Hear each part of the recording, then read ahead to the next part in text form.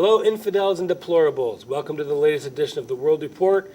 I'm Scott Crowfoot. On today's report, the exporting of America, now by Ford Motor Company. President Obama chooses Saudi Arabia over 9/11 victims. If Congress fails to act, the internet will be given away to global bureaucrats. Our history segment explores the political cover-ups of the past. But now to our top stories. Drip by drip, the truth is exposed as the conspiracy theories are proven true. New email leaks show the extent that the elites will go to destroy Trump. If Hillary falls, get ready for Biden or Michelle Obama. Seems like Mrs. Clinton is being thrown under the bus yet again.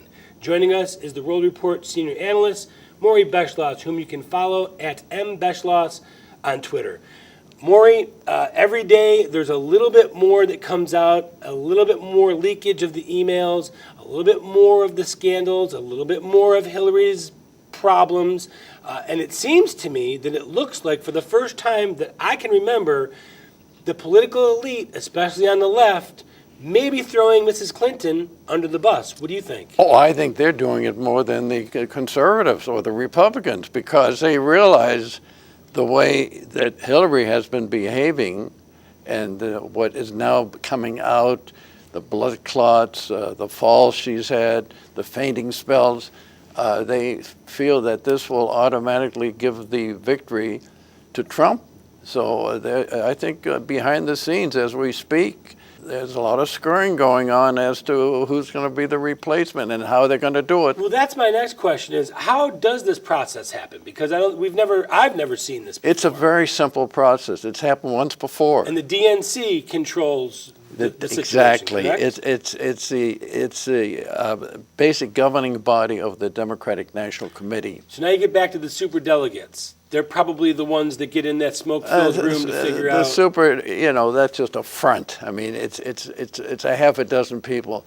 I go back to the Eisenhower days. The way Eisenhower got in as a nominee. Who was supposed to be a nominee in 1952? Who was supposed to be the Republican nominee? Robert Alonzo Taft was going to run against Adlai Stevenson, who was a Democratic candidate.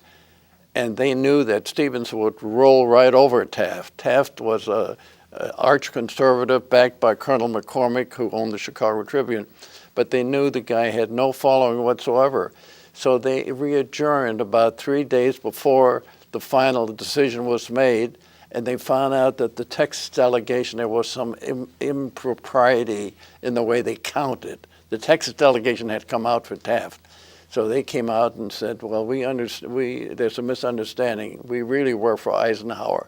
And Eisenhower became the nominee almost at the last minute. A lot of people forget that.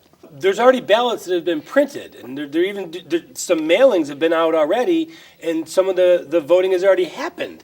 So what do you do in that situation? You write it? I mean, this is becoming a quagmire. What we don't realize, maybe you and I and a few others realize, that these things can be overcome very simply by things behind the scenes that we don't have any access to. Somehow they'll work it out.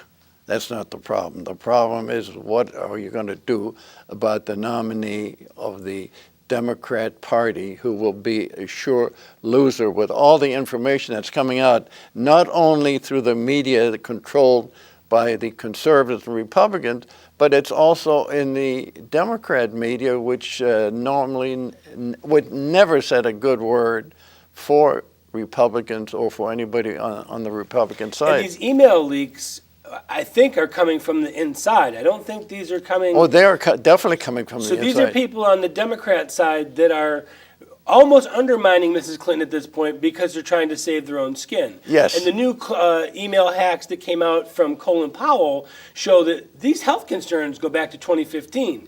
Sheldon Whitehouse did a speech with Mrs. Clinton, and he said, my God, she can't even walk up the podium by herself. So this is not the conspiracy theories that the left has tried to make it out to be. We're starting to see that these people are proven right. And the so-called left, which controls 90% of the media in this country, basically is not even trying to cover it up anymore. They're coming right out with it. They're doing all the things. They're having their whipping boy John Kerry coming out and saying we're going to have 175,000 new immigrants coming in after the first of the year. Well, he wouldn't dare say that if he thought they were going to be supporting Hillary and getting her elected. What are the chances that somehow she uses this recent health situation to skip the debate, which is coming up very shortly?